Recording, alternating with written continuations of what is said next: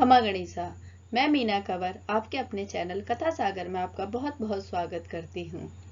आज की कथा है, जैसा कि मैंने आपको बताया था कि हम शिव महापुराण करेंगे, जिसमें रोज नई नई कथाएं पढ़ेंगे शिव जी की। तो आज की कथा का नाम है शिव पार्वती विवाह। तो जिस किसी ने चैनल को सब्सक्राइब नहीं किया है, प्लीज प्लीज प्लीज चैनल को सब्सक्राइब कीजिए, ताकि मैं आपके लिए हमेशा नई से नई कथाएं ला सकूं। और शेयर कीजिए ज्यादा से ज्यादा अपने रिश्तेदारों में, अपने दोस्तों में, अपने भक्तजनों में। और लाइक कीजिए यदि मेरी कथाएं आपको पसंद आ रही हैं तो। और आज की कथा का नाम है शिव पार्वती विवाह। जब सती के खुद को योगाग्नि में भस्म कर लेने का समाचार शिवजी के पास पहुंचा, तो शिवजी ने वीरभद्र को भेजा। उन्होंने वहां जाकर यज्ञ विध्वंस कर डाला और सब देवताओं को यथोचित फल दिया। सती ने मरते समय शिव से यह वर मांगा कि हर जन्म में आप ही मेरे पति हो।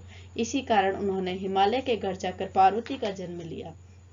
जब से पार्वती हिमाचल के घर में जन्म लिया, तब से उनके घर में सुख और संपत्ति छा गई। पार्वती जी के आने से पर्वत शोभायमान हो गया। तब नारद जी ने ये सब समाचार सुने तो वे हिमाचल पहुंचे। वहां पहुंचकर वे हिमाचल से मिले और हंसकर बोले, तुम्हारी कन्या गुणों की खान है। वह स्वभाव से ही सुंदर, सुशील और शांत है। यह कन्या सुलक्षणों से संपन्न है। यह अपने पति को प्यारी होगी। अब इसमें जो दो चार अवगुण है वे भी सुन लो। गुणहीन, मानहीन, माता पिता विहीन, उदासीन, लापरवाह। इसका पति नंगा, योगी, जटाधारी और सांपों को गले में धारण करने वाला होगा। यह बात सुनकर पार्वती के माता पिता चिंतित हो गए। उन्होंने देव ऋषि से इसका उपाय पूछा। तब नारद जी बोले, जो दोष मैंने बताए मेरे अनुमान से तो वे सभी शिव में हैं। अगर शिव जी के साथ विवाह हो जाए तो ये दोष गुण के समान ही हो जाएंगे। यदि तुम्हारी कन्या तप करे तो शिवजी ही इसकी किस्मत बदल सकते हैं। तब यह सुनकर पार्वती जी की मां विचलित हो गई।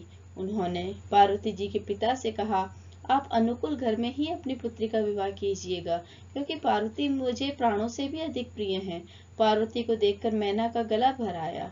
पार्वती ने अपनी माँ से कहा, माँ, मुझे एक ब्राह्मण ने सपने में कहा कि जो नारद जी ने कहा तू उसे सत्य समझकर जाप कर तप कर। यह तप तेरे लिए दुखों का नाश करने वाला है। उसके बाद माता पिता को बड़ी खुशी से समझाकर पार्वती तप करने चली गई। पार्वती जी ने शिव को पति रूप में पाने के लिए तपस्या आरंभ की, लेकिन शिव को सांसारिक बंधनों में कदापि रुचि नहीं थी। इसीलिए पार्वती जी ने अत्यंत कठोर तपस्या की, ताकि शिव प्रसन्न होकर उनसे विवाह कर ले। तब सप्तऋषि सती की परीक्षा लेने गए। सप्तऋषि ने पार्वती से जाकर पूछा, तुम किसके लिए इतना कठिन तप कर रही हो? तब पार्वती ने सकुचाते हुए कहा, आप लोग मेरी मूर्खता को सुनकर हंसेंगे। मैं शिव को अपना पति बनाना चाहती हूँ। पार्वती की बात सुनकर सभी ऋषि हंसने लगे और बोले कि तुमने उस नारद का उपदेश सुनकर शिव को अपना पति माना है, जो सब कुछ चौपट कर देता है। उनकी बातों पर विश्वास करके तुम ऐसा पति चाहती हो जो स्वभाव से ही उदासीन, गुणहीन, निर्लज्ज, बुरे वेश वाला, बिना घर बार वाला, नंगा और शरीर पर नागों को धारण करने वाला है। ऐसे वर के मिलने से कहो तुम्हें क्या सुख मिलेगा। अब हमारा कहा मानो, हमने तुम्हारे लिए बहुत अच्छा वर चुना है। हमने तुम्हारे लिए जो वर चुना है वह लक्ष्मी का स्वामी और बैकुंठपुरी का रहने वाला है। तब पार्वती उनकी बात सुनकर बोली और कहा कि मेरा हट भी पर्वत के समान ही मजबूत है। मैं अपना यह जन्म शिव के लिए हार चुकी हूँ। मेरे तो करोड़ों जन्म तक यही जिद रहेगी। पार्वती की यह बात सुनकर सभी ऋषि बोले, आप माया हैं और शिव भगवान हैं।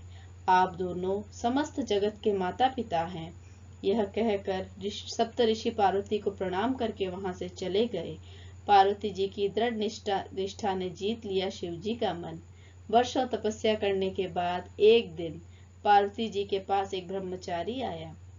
वह ब्रह्मचारी तपस्विनी पार्वती का अर्घ्य स्वीकार करने से पूर्व बोला, तुम्हारे जैसी सुकुमारी क्या तपस्या के योग्य हैं?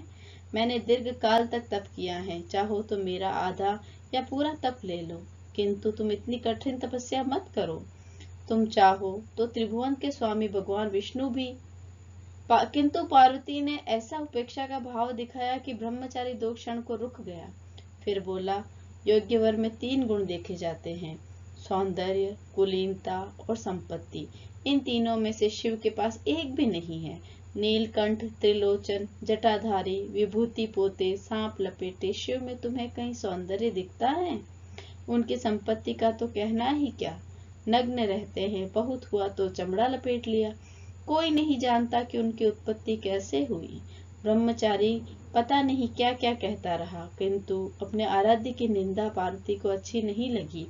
अतः वे अन्यत्र जाने को उठ खड़ी हुई।